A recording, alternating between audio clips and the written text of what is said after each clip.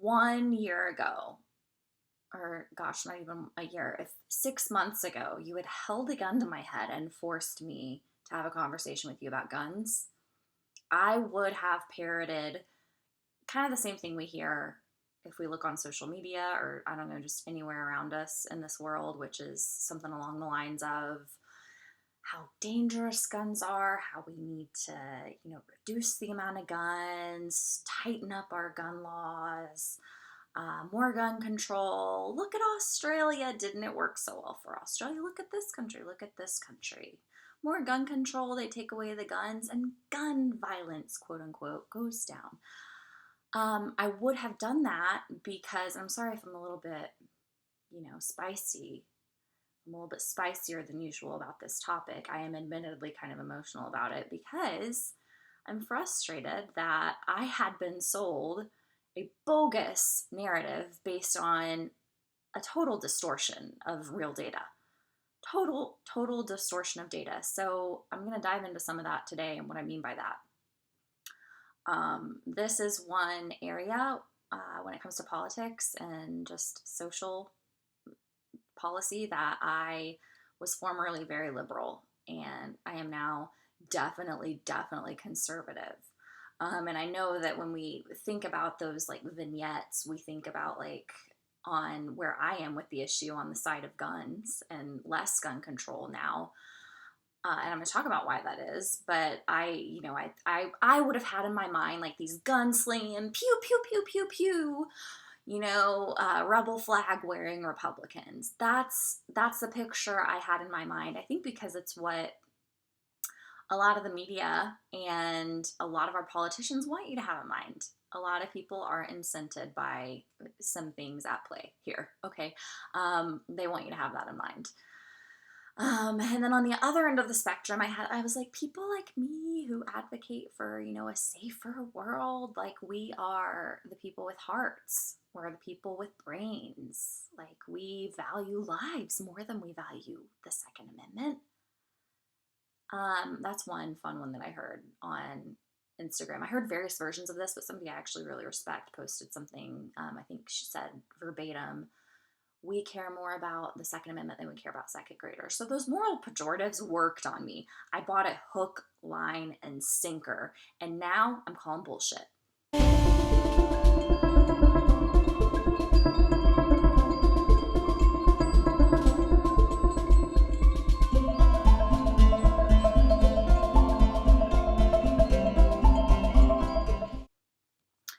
Okay, so I'm going to start by, before I dive into this data and tell you what's happening here, and in the time I have, I'm just going to begin to tell you about this, and I'm going to try to point you towards some different terms to look for when you're looking for the real story behind guns and gun control. But first, I'm going to acknowledge my biases because I have a pretty big bias here. I really do. And it starts with a very real situation without going into too much detail. Criminal charges were pressed against this person. I probably shouldn't talk about ongoing litigation, so I won't dive into details. I'm making it sound like a big deal. It was a big deal to me on that day. I was leaving a 2-year-old birthday party. I had Joelle, my toddler, with me. I had the diaper bag strapped on me, and I had my toddler. That's all I had. I didn't have a gun, obviously. I didn't have any way to protect myself. Just a woman in a really, really nice area. Really nice area. I had unknowingly parked on somebody's property. He didn't like that. This big man proceeds to escalate to the point of screaming, yelling, threatening to grab his pistol, and hovering, following me to my car. I thankfully was, mindful enough to get my husband on FaceTime as this was going down so that if something happened, he could at least see it.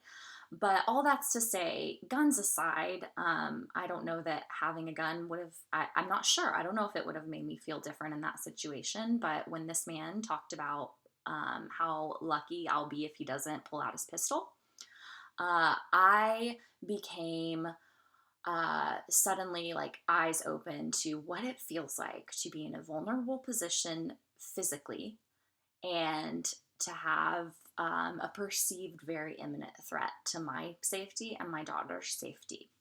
And unfortunately, situations where people feel, especially women, you want to talk about women's rights, let's talk about gun rights. How about that?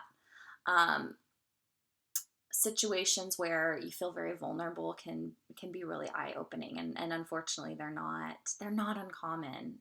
Um, unfortunately, over the course of the pandemic, and as people right on the cusp of, poverty, extreme poverty, and not have been ultimately like forced into alternative means of survival, we've seen crime go up.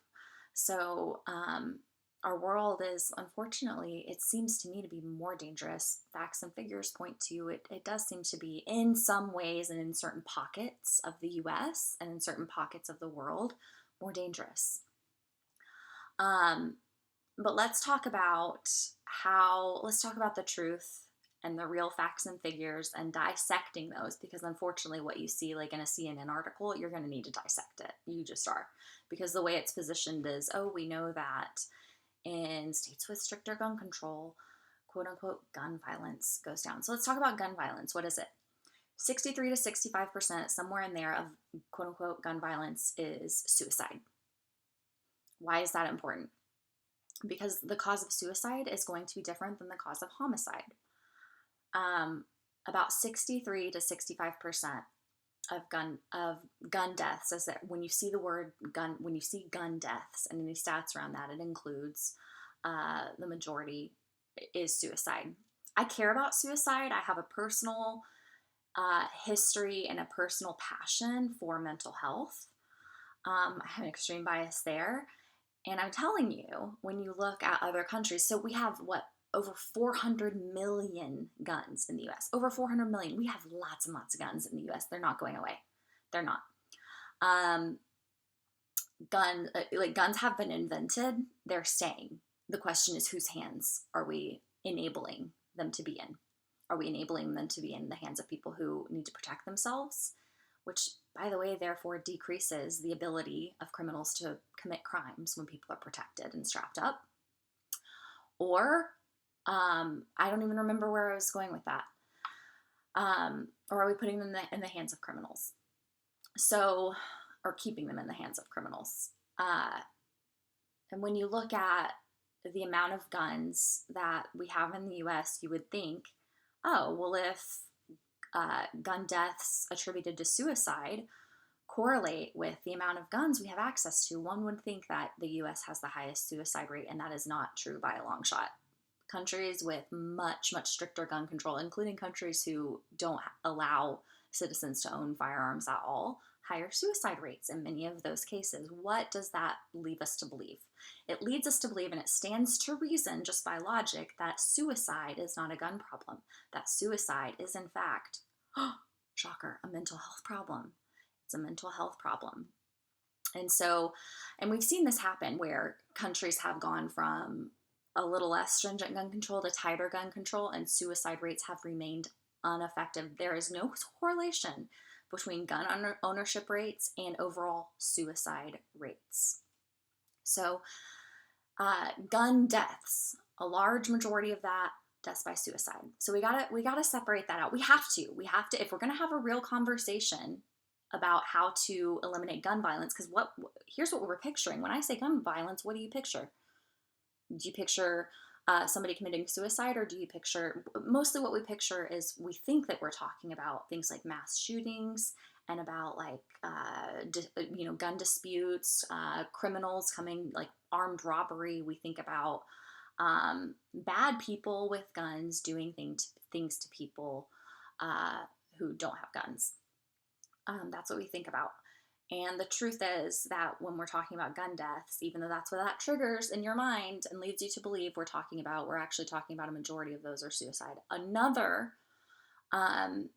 Accidental deaths account for about 2 to 3% of that. So accidental gun deaths account for about 2 to 3%, roughly, is the statistic of gun deaths when we talk about overall gun deaths. Police-related shootings, so either a police shooting a criminal shooting a police, account for about 5% of those. So all in all, we've now taken, when we talk about gun deaths overall, it's important to acknowledge that about 70%, a little over 70% of that, let's just call it 70%, not homicides. Okay. If you look at homicides with firearms, they're roughly about 8 anywhere from 8,000 to 12,000 on average that happen in the US. So about 8 to 12,000 people a year die from being shot. So gun violence in the way that we would probably think about it, and the context around which we're usually talking about gun control. And so homicides with firearms, what does that mean? So we're talking about gang shootings, we're talking about mass shootings, and I think it's also important to know that, I'll give you an example, the recent example in Philadelphia, that was classified as a mass shooting, even though it was completely gang related and it was a gun dispute between gang members. They called it a mass shooting. The reason they did that is because it happened in public. So they technically qualify that as a mass shooting. So those numbers, it's important to dissect those as well, because in order to solve a problem, we have to know what the problem is exactly. We have to have a clearly defined problem. And when we talk about gun deaths and wrap all of these different problems with very different causes and root problems behind these gun deaths, we're distorting the picture, and we can't have an effective conversation about what the solution is. Okay, the vast majority of what's left, when we're still talking about gun deaths, when you take out suicide, you take out police shootings, it's coming from where? The inner cities. Okay, when we talk about gang-related violence, drug-related violence, gun dispute violence, we're talking about inner cities. People, this is not a gun problem. This is a socioeconomic problem. It's a socioeconomic problem. Which, by the way, when we talk about the gang violence and this inner city violence that we see the heaviest concentration of gun deaths in terms of homicide rates attributed to firearms, we're talking mostly about illegally secured guns. So why are we trying to solve an inner city problem where, by the way, they're securing guns illegally? By making it more difficult for private citizens like you and me to legally access guns. Why? Why are we talking about, the solution to this fire is to pour oil on it, is to make it harder for regular citizens to defend themselves. Because I don't know about you, but as a woman with children, if somebody kicks in my door, I really don't want it. It's already probably not a fair fight depending on who's kicking in that door. If it's a man, it's not a fair fight already. And I want to have a leg up personally. I don't know about you, but I want to have a leg up. And I'm not talking about mindlessly going out and buying guns and just handing out guns, let's like get on the streets and just hand out guns to people. I'm talking about handing out guns to people along with, like, what if we put just a little bit of money into education around the dynamics of guns and gun safety and gun handling? Because when we make it harder for private citizens to legally access guns and they have to go through this private market, much less likely to get training like the training that comes along with a carry permit, because you're not allowed to get a carry permit if you can't pass the background check. And I'll get into the issues with background checks because that sounds like a really good thing. And it's very problematic. So just to be clear, I do believe in constitutional carry, such as what they have in Texas, constitutional carry. I do. I want to talk to you about a constitution. So it's a Second Amendment right, and the difference between a constitutional right versus a privilege such as driving. I heard this on a podcast from his name's Colin Noir. I would highly recommend looking him up. He's not only a guns expert with a lot of training and a lot of knowledge around guns, he's also a legal expert. He's a lawyer as well. So he's very educated around this issue. I would highly encourage you looking him up. And he broke down something like, a car. Anybody, as long as they're of a certain age, can purchase a car or drive around their private property. Where you need a license is when you're taking that car out into the public to drive. That is a privilege. That is not a constitutional right that we're all allowed to drive. And it's pretty easy to secure. I don't know about you guys, but it was pretty easy for me to get my driver's license. It's going to be very, very, very difficult for me to get a gun. It's going to be very difficult, as well as my husband. So in the eyes of the gun laws, and this is where my personal bias comes into play, my husband shouldn't be able to get a gun according to our current laws around background checks until he's 75. Now we're going through a process to try to get his record expunged, to try to get him to be allowed to pass the background check and get a gun as well as a carry permit. We're going through that process currently. It's getting dark outside. But my husband, so he has a simple assault charge on his record. Back in college, he and I are both in recovery from alcoholism. He has been sober for about 14 years. I'm sober as well. And we have pasts as a result of that. His past is in the legal system. So involved in a bar fight. A lot of guys were involved in, your typical drunk bar fight, punching. They all got punished as a result of that. They were all involved. They all have a simple assault charge on their record.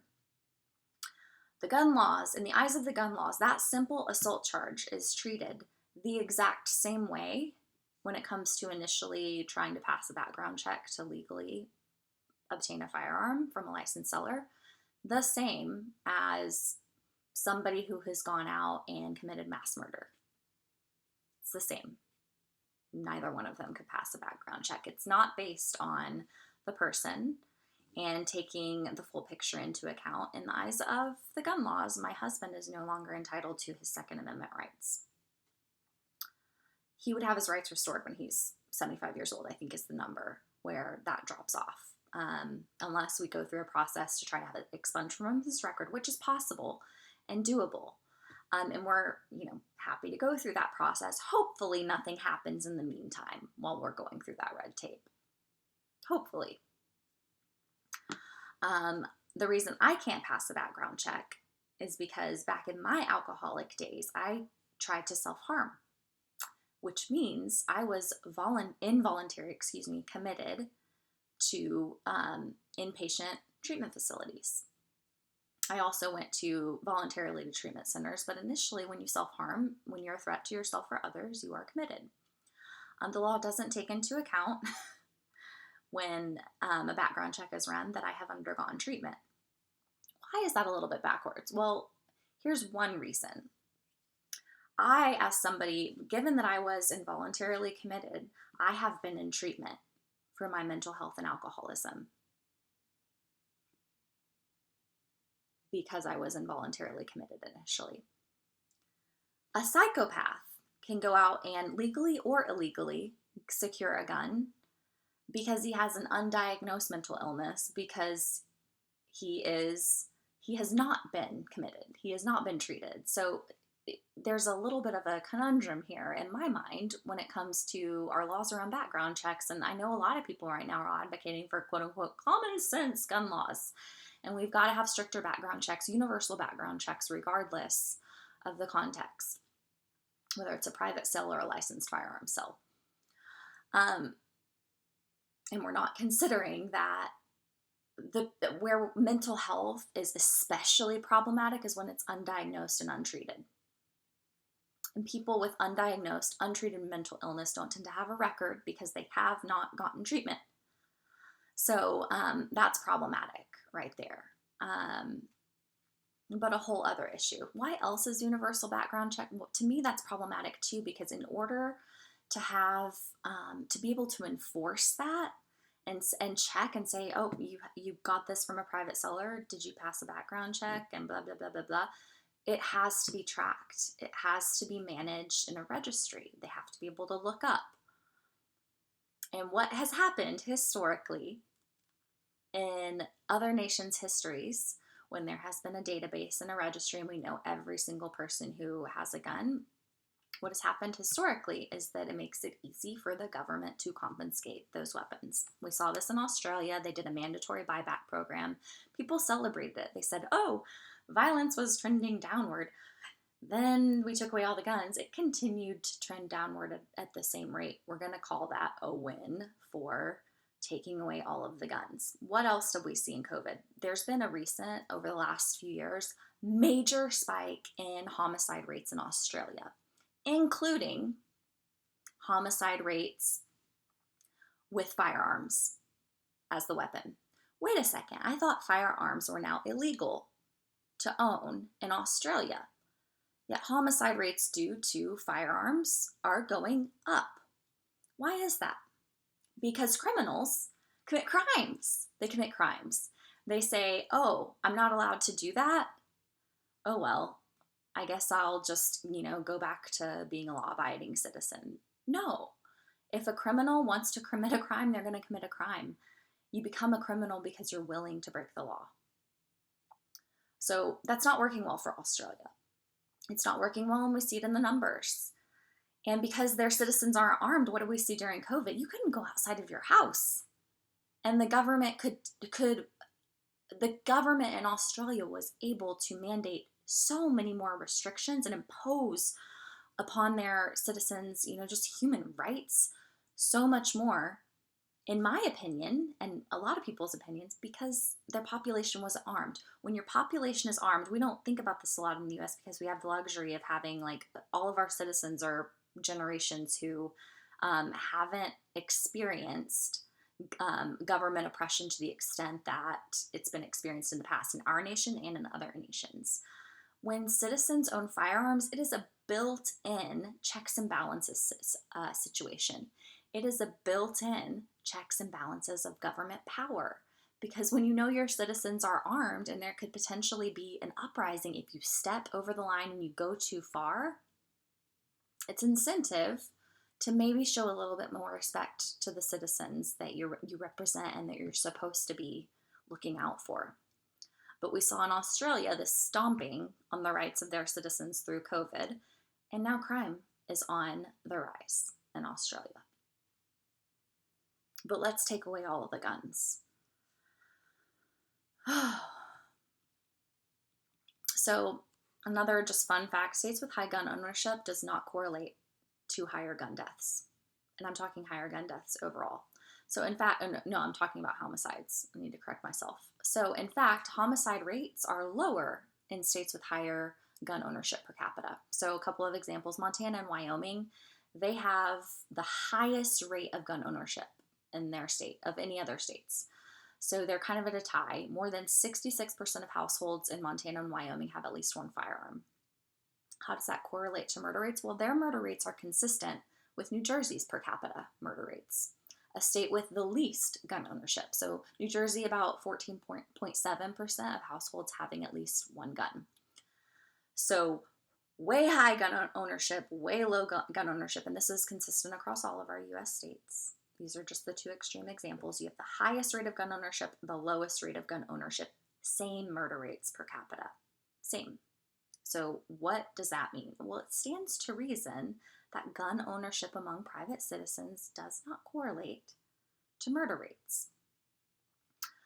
Why is that? Well, I think that it should be pretty obvious, but it doesn't seem to be very obvious, so I'll say it.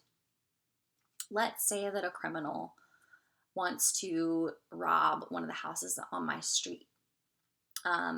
If they know that I'm packing, and I plan to be loud and proud about this, not because I want to disrupt or provoke big feelings. I want people to know that I'm good with a gun. I just shot today. I'm a really good shot, and I'm getting better and better. I'm going through all of these safety trainings that mock real life scenarios. Hopefully I can go through a carry permit class as well if I'm allowed, if I can, appeal my background check and be allowed.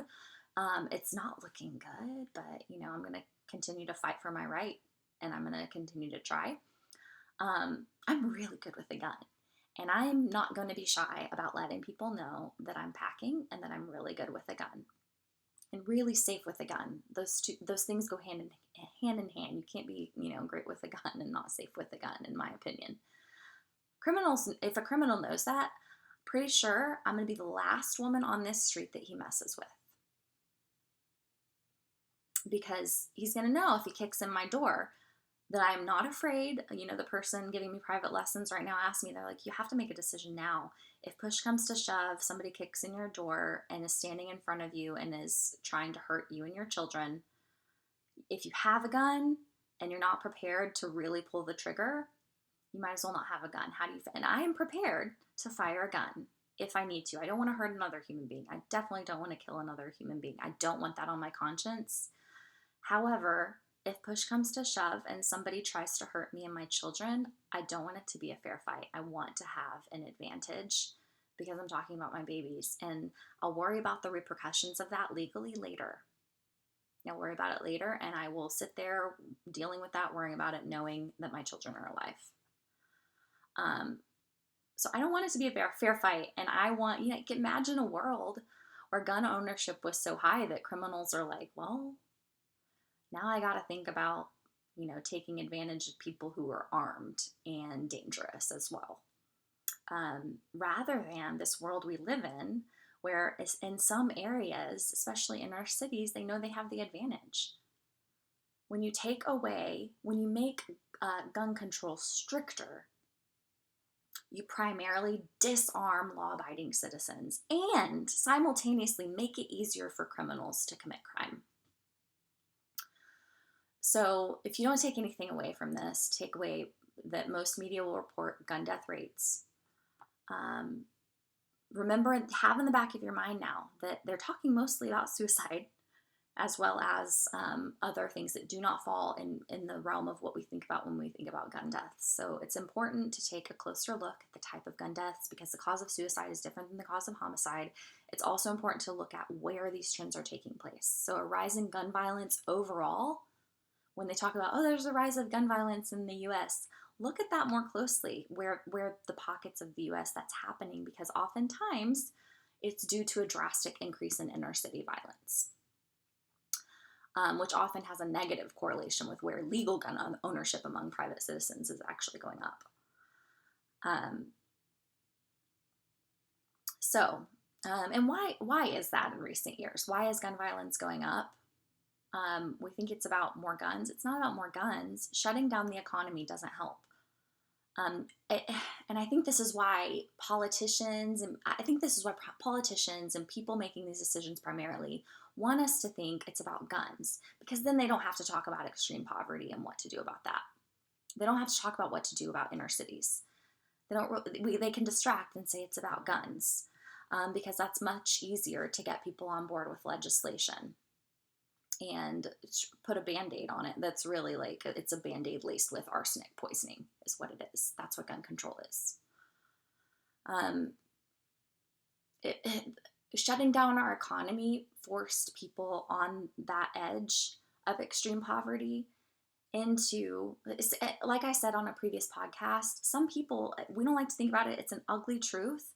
A lot of people, especially in inner cities and places where extreme poverty is a very real reality, they don't have a lot of good choices. Oftentimes, all their choices are pretty bad. They're born into a system of foster care, or they're born into extreme poverty. Once you're born into that, it is almost impossible to get out. And we have to do something about that. We have to figure out how to help people. And there are a lot of it's hard. It's really hard to figure out how to do that. But I think we need to figure that out.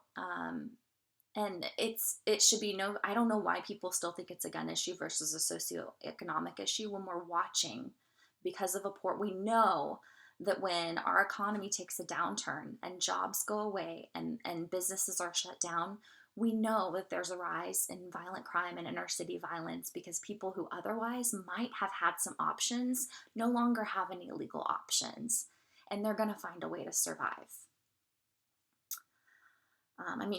In LA right now, we're seeing them releasing early a lot of violent criminals because they don't have space for them anymore. So these are problems. They're problems, and I'm not saying I have any solutions. I definitely don't have any today for you, because today all my ideas are about guns. I just wanted to talk to you about guns.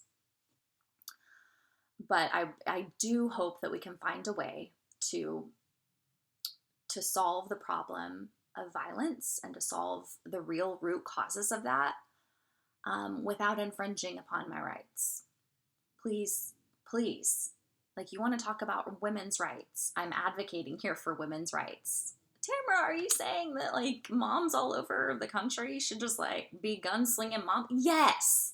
Yeah, that's what I'm saying. I am. No sarcasm. I'm being serious. Let's put a little bit of effort into protecting ourselves and deterring violence. Phew, I need a nap.